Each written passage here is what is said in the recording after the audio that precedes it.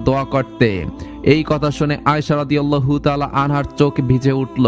তিনি ধীরে ধীরে নবীজি সাল্লাল্লাহু আলাইহি ওয়াসাল্লামের হাত ধরে বললেন, হে আল্লাহর রাসূল, আমি জানতাম আপনি মহান, কিন্তু আজ বুঝলাম আপনার ভালোবাসা শুধু আমার জন্য নয়, সমস্ত উম্মতদের জন্য। এমন অনেক রাত রয়েছে যখন আয়েশা রাদিয়াল্লাহু তাআলা আনহু ঘুম থেকে জাগতেন, তিনি দেখতেন নবীজি সাল্লাল্লাহু আলাইহি ওয়াসাল্লাম তার পাশে নেই, কিন্তু চোখ ফিরিয়ে দেখতেন রাসূলুল্লাহ সাল্লাল্লাহু আলাইহি ওয়াসাল্লাম রবের সামনে সিজদায় লুটিয়ে আছেন, নিঃশব্দে কাঁদছেন, দোয়া করছেন।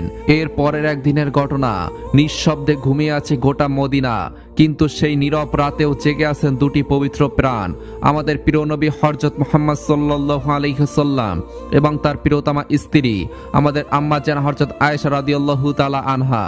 রাতের এই শান্ত সময়ে নবীজি সাল্লাল্লাহু আলাইহি ওয়াসাল্লাম হালকা হেসে আয়েশা রাদিয়াল্লাহু তাআলা আনহার দিকে তাকালেন।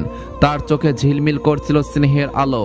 তিনি নরম কণ্ঠে বললেন, হে আয়েশা, চলো আজ আমরা একটু দৌড় প্রতিযোগিতা করি। আয়েশা রাদিয়াল্লাহু তাআলা আনহা প্রথমে অবাক হয়ে নবীজি সাল্লাল্লাহু আলাইহি ওয়াসাল্লামের দিকে তাকালেন। দৌড় প্রতিযোগিতা? তিনি খুবই খুশি হলেন। তারপর দুজনেই ঘর থেকে বেরিয়ে এলেন। রাতের হালকা আলোয় তাদের ছায়া মিশে গেল মদিনার নিস্তব্ধ পথে। ধীরে ধীরে তারা শহরের বাইরে খোলা ময়দানে এসে পৌঁছালেন, সেই বিশাল মাঠে যেখানে কেবল চাঁদের আলো আর বাতাসের মৃদু সুর। নবীজি সাল্লাল্লাহু আলাইহি ওয়াসাল্লাম মজার ছলে বললেন, হে আয়েশা, এবার দেখা যাক কে দৌড়ে যেতে। এরপর আয়েশা রাদিয়াল্লাহু তাআলা আনহু খুবই আত্মবিশ্বাসী হাসি দিলেন।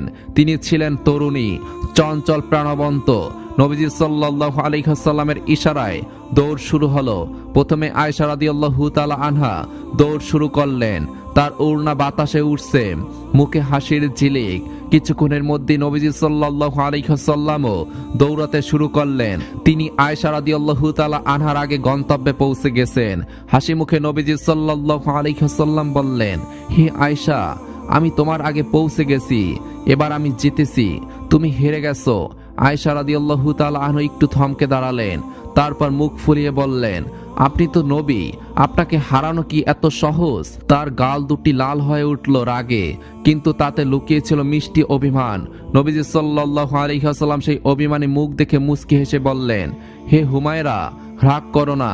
তিনি ভালোবেসে তাকে হুমায়রা বলে ডাকতেন, যার অর্থ লাল গালওয়ালা সুন্দরী, কারণ আয়েশা রাদিয়াল্লাহু তাআলা আনহার গাল রাগ ও লজ্জায় লাল হয়ে যেত। নবীজি সাল্লাল্লাহু আলাইহি ওয়াসাল্লাম স্নেহভরে আবার বললেন, চলো আমরা আবার একবার দৌড় দেই, এবার দেখা যাক কে জেতে। তখন আয়েশা রাদিয়াল্লাহু তাআলা আনহা